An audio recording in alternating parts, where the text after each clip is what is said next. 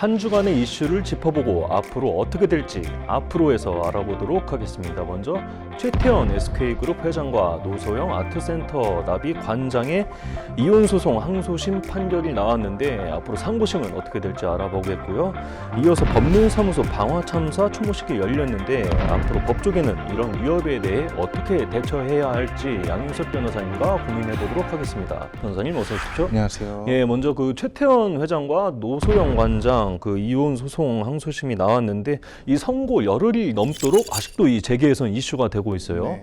이 어떤 내용인지 간략히 좀 설명해 주시죠. 예, 일단 최태원 회장이 노소영 관장에게 지급해야 될 금액이 1심에서는 재산분할이 약 660억, 위자료 1억 원이었는데 항소심에서는 재산분할 약 1조 3,800억 원, 위자료 20억 원으로 대략 20배 가까이 늘어난 사건입니다. 예, 그 1심과 이렇게 많은 차이가 있었는데 같은 법리인데 재판 결과는 완전히 또 뒤집어졌잖아요. 네. 이유는 또 어떻게 보십니까? 일단 2심은 최 회장이 보유한 SK 지분도 재산분할 대상으로 포함을 시켰습니다. 네. 1심은 최 회장이 결혼 전부터 보유하던 특유 재산을 제외하고 혼인 중에 형성된 일부 재산만을 분할 대상으로 인정을 했는데 2심은 이와 달리 오랜 기간 노 관장의 내조와 기여가 SK그룹 성장에 영향을 미쳤다라고 보기도 했습니다. 네, 그 2심 판결을 두고 굉장히 또 많은 얘기들이 나왔는데 특히 이 위자료 20억 원에 대해서 또 얘기가 많잖아요. 저도 이 법조 기자로 활동을 하다 보니까 이혼 소송을 가끔 이렇게 취재를 하게 되는데 이 20억이라는 위자료는 들어보지도 못했고 네. 또 저만 못 들어본 게 아니라 법조계 거의 모든 분들이 다 처음 들어봤다 이렇게 말씀을 하시던데 뭐 변호사님도 이런 위자료 20억 좀 처음 보시죠? 예, 이게 국내 이혼 판결에서는 좀 최고 금액이라고 볼 수 있는데요. 네. 종전에 최고 금액으로 알려져 있는 2억 원에 비해서 무려 10배 달하는 위자료 판결입니다. 네, 그 재판부가 이 최 회장이 부정행위를 진심으로 뭐 사과하거나 반성, 인정하지 않고 있다 이렇게 말했던 게 또 생각이 나는데 이 위자료 20억 원과는 좀 연결이 되는 부분인 것 같은데요. 예, 일단 재판부는 최 회장의 불법행위로 인한 노 관장의 정신적 고통이 상당했고 네. 동거인에게 약 220억 원을 지출하면서 노 관장에게는 생활비 지급을 중단했다 이렇게 판단을 하기도 했습니다. 예. 이런 점을 종합적으로 고려해서 위자료를 20억 원으로 판단한 것으로 보이고요.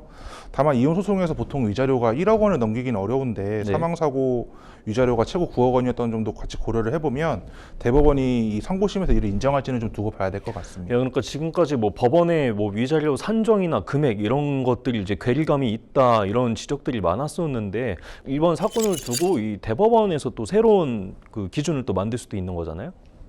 예, 아무래도 그런 계기가 될 수도 있다고 생각을 하고요. 네. 최종 판단이 어떻게 나올지는 좀 지켜봐야겠지만 이번 판결이 위자료 산정 기준과 금액을 좀 구체적이고 현실적으로 제시할 수 있는 기회가 될 수도 있지 않나라는 생각입니다. 예, 저희 또 코너 이름이 앞으로 아니겠습니까? 앞으로 이 최 회장과 노 관장 이혼 소송 상고심이 열릴 텐데 뭐 변호사님이 만약에 뭐 최 회장 측 법률 대리인이다 아니면 노 관장 측 법률 대리인이다 이렇다 그러면은 어떤 좀 전략을 구사하실 것 같나요? 예, 일단 앞서 말씀드린 것처럼 1심과 2심에서 좀 판단이 달랐던 부분이 쟁점으로 될 것으로 보입니다. 네. 최 회장 측은 항소심에 그 노태우 전 대통령이 SK그룹 성장 등 재산 형성에 기여했다고 한 점, SK의 주식이 최 회장의 특유재산이 아니라 분할대상 재산이라고 한 점 등을 좀 상고 이유로 삼을 것으로 보이고요. 네. 위자료 20억 원에 대해서도 좀 과도하다고 주장을 할 것 같습니다. 예. 반면 노 관장 측은 상고하지 않는다면 현재 항소심 판단이 유지되도록 최 회장 측의 상고 이유를 적극적으로 방어할 것으로 보입니다. 네.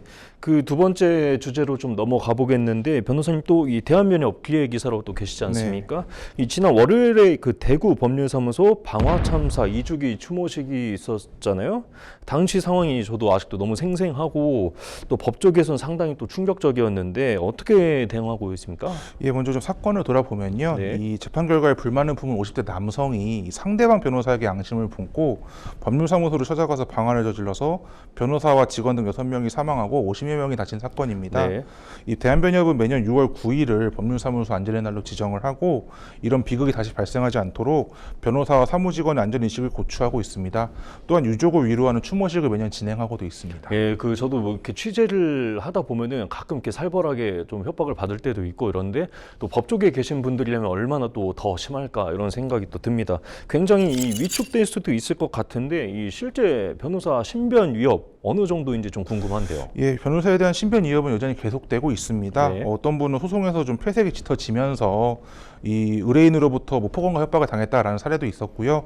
심지어는 변호사의 어머니를 찾아가서 좀 협박을 한 사건도 있다고 들었습니다. 네, 그 여성 변호사를 뭐 스토킹하는 경우도 있다, 뭐 이런 얘기도 들었고 그랬는데 좀 어떤가요? 예, 그거는? 좀 제가 들었던 사례 중에는 이제 형사 피고인이 국선 변호를 맡은 여성 변호사님을 네. 뭐한 달여간 스토킹을 하고 기름통을 들고 변호사 사무실로 찾아가서 불을 지르겠다고 협박을 해서 징역형을 받는 경우도 있었다라고 들은 바가 있습니다. 네, 그 설문 조사를 좀 보겠습니다. 그 변협이 실시한 건데 응답자 이 절반이 신변 위협을 경험했다 이렇게 답을 했고요. 폭언, 욕설, 스토킹, 방화, 살인 등 뭐 협박 유형도 참 다양하고 무서운 것 같습니다. 이거 뭐 변호사님 해결 방안은 없는 겁니까? 예, 일단 대한변호사협회는 그동안 좀 안전교육도 실시를 하고 뭐 3단봉이나 가스총, 뭐 전기충격기 등에 대한 공동구매를 진행을 하고 있습니다. 네. 다만 현실적으로 이러한 해결 방법에 대해서는 여러 가지 고민을 하고 있는 상황입니다. 예, 그 변호사님도 혹시 산담봉이나 뭐 전기충격기 이런 거 사셨습니까? 예, 저도 지금 사무실에 3단봉하고 전기충격기는 갖고 있습니다. 예, 네. 그 거의 뭐 무장경비 수준인 것 같은데 아무튼 뭐 이 정도로는 충분하지 않잖아요. 변호사에서 또 어떻게 준비를 하고 예, 그 밖에 있을까요? 대한변호사협회는 이렇게 보안업체와 협약을 맺는 등 좀 변호사 신변 보호를 위해서 노력을 하고 있지만 네. 불안감은 여전히 계속되고 있는 것이 현실입니다. 예, 그 변호사 신변 보호를 위해서 앞으로 어떻게 해야 될지 앞으로 해서 좀 알아보도록 하겠습니다. 변호사님 어떻게 해야 이 법조인들이 위협에서 좀 벗어나서 안전하게 좀 다닐 수 있을까요? 예, 일단 변호사에 대한 좀 신변 위협을 좀 법적으로 제재할 필요성이 있을 것 같습니다. 21대 국회에서는 이런 변호사나 사무직원에 대한 폭행이나 협박을 가중처벌하는 내용이 이 변호사법 개정안이나 특정범죄 가중처벌 등에 관한 법률 개정안으로서 발의됐다가 자동으로 폐기된 바가 있습니다. 네, 그 22대 국회에서 또 나올 것 같은데요. 예, 이렇게 좀 22대 국회에서 좀 관련 법안이 좀 발의가 되고 네. 통과되기를 좀 바라고 있습니다. 예. 또 무엇보다도 이런 변호사의 역할이 의뢰인을 대리하고 변호하는 과정이 이 변호사의 역할인데요. 이러한 과정 속에서 변호사들이 폭력이나 위협에 노출이 된다면 변호인의 제도력을 받을 국민의 기본권 또한 위협을 받는 것과 같다고 생각이 됩니다. 예.